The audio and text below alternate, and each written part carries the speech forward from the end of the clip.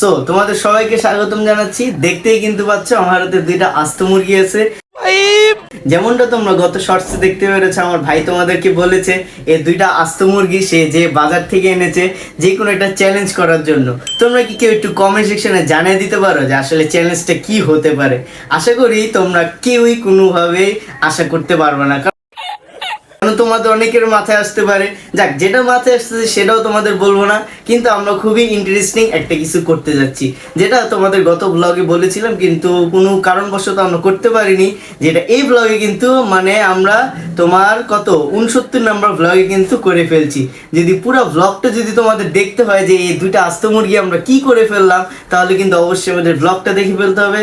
বা আর কিছুক্ষণ তোমরা যদি ওয়েট করো তাহলে কিন্তু তোমরা যেখান থেকে যে প্ল্যাটফর্ম থেকে দেখছো সেখানে কিন্তু রিয়েল ভিডিওটা দেখতে পারবা।